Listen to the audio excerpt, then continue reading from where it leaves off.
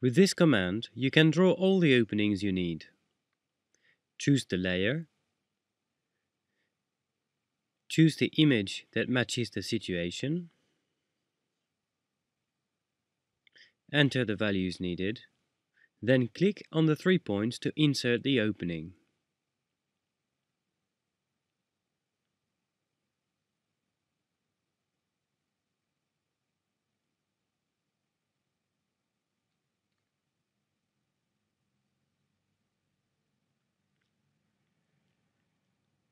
For the opening into the wall, set the right values, the level, and then insert the opening while keeping the order of the 3 points in red.